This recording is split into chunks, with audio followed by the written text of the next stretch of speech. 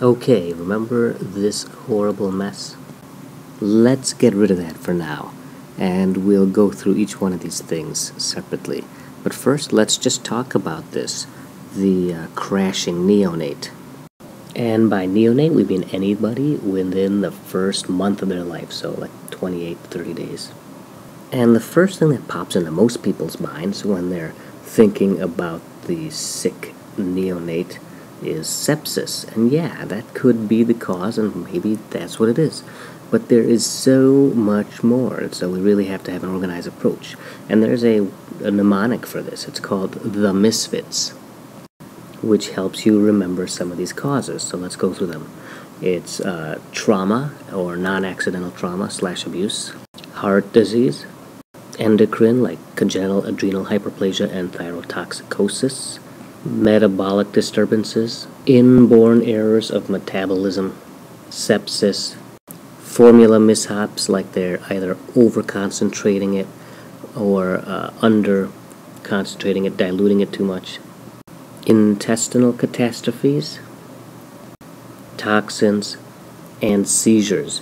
So let's remember the misfits for our differential diagnosis.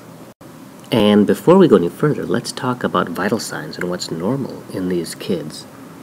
For some reason in these babies, I never ever see a blood pressure. I'm not sure why, because I've seen those cute little baby blood pressure cuffs, so I know they make them. But for some reason we don't get them. But that's wrong. We should. And the systolic blood pressure should be greater than 60 millimeters of mercury. That's the lower limit. The heart rate should be between 120 and 200. Anything over 220, then you start worrying about SVT. The respiratory rate is usually between 30 and 60. And a fever is classified as anything with a temperature greater than or equal to 100.4. And bundling, that is wrapping the baby up in a lot of blankets and coats and everything, might make the skin warm, but it is not going to change the rectal temperature. So don't blame it on bundling. And that reminds me, make sure you check a rectal temp. And, of course, remember to check a pulse ox. Next, let's talk about the primary survey. That's your airway, breathing, and circulation. And one great aid during this is something called the Breslow-Luton tape, or just shortened to the Breslow tape. And what that is, it's this piece of paper that you unfold and you put next to the kid, and you measure the kid. So you put their head at one end, and then you see how far their feet go down to. And then you can correspond it to a color. Now, the way this works is, at least in babies now, their length corresponds pretty well to their weight. And so if a kid is this long, chances are they weigh a certain amount. Thanks to McDonald's and Cheetos and other stuff like that, this doesn't apply so well to older kids now because they're just a lot chubbier. But rather than guessing their weight, you can measure the neonate against this tape. And so in this case, it's purple. And so within this little section is going to be all purple-sized equipment, like a purple-size ET tube, a purple-size blade, a purple-size NG tube, and you flip it over, there's also purple-dosed drugs. So this purple area might correspond to him being 10 kilograms. So it might tell you on there to use a Mac 1 blade and a 3.0 ET tube or a Miller 1 blade. And on the opposite side, it'll tell you how much D10 to give and how much adenosine or what other drugs you might need to give.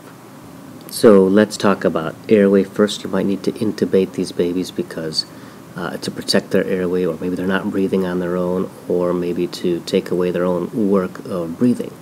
And so preemie babies, you might need a 2.5 millimeter tube, and full-term babies maybe a 3.0 tube. But don't worry about that. Just look at the tape, and the tape will tell you. We used to have to use this formula to get their ET tube size. It was 16 over the age in years over 4. But that doesn't work out that well. Again, just use the tape. Or if you're in a bind, find something that's about the size of their pinky finger. Next, let's look at B for breathing. And so you might need to suction these kids, especially if they have like a lot of secretions, maybe with bronchiolitis. Or if they're wheezing, you might need to give them some nebs. But most likely you're going to put them on 100% O2, usually by bag valve mask. This should improve their saturations, but those cyanotic heart diseases, they really won't respond to that, so that's something to keep an eye out for. Now let's look at circulation. So the first thing you gotta do is get a line in these people, and so you could try to get an IV in if you can. But they're babies, and their veins are tiny, and they're probably dehydrated and very stressed people trying to put them in, so it's not going to be easy. So don't mess around with it too long. If you can't do it, don't worry about it. Put in an IO. Nowadays, they have these drills that you can just put them in within seconds, and they have infant size and adult size and kid size IOs that you can choose from. Put it in and secure it, and then you're going to want to give a bolus. If this patient is in shock, you're going to want to give a 10 to 20 cc per kilogram bolus. If you're thinking that there's heart disease, maybe you want to start on the lower end. If you're thinking that they might be septic, start on the higher end, and maybe you don't do 20, maybe you do 40 or even 60. If there's no change after 80 cc's per kilogram, maybe it's time to start pressors. And in kids, we're using dopamine, 6 to 10 micrograms per kilo per minute. And that should be given through a central line, because if you put it through a peripheral, you might sclerose the veins, those small peripheral veins. But you can give it through an IO in a pinch, because you're not going to sclerose the bone. If they're in shock because they're bleeding, then you got to give them blood. And you can give 5 to 10 cc's per kg to start. And don't forget to check a blood glucose.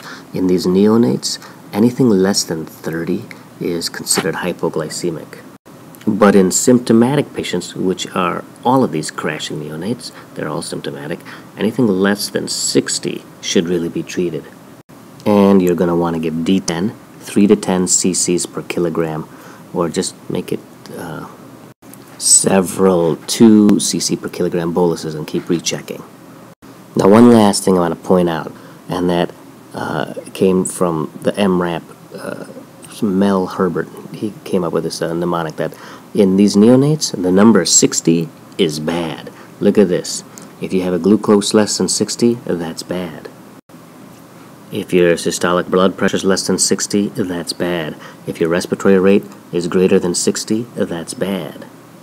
So that's it for this lesson. So in the next ones, we're going to go through each one of these, the misfits of our differential diagnosis.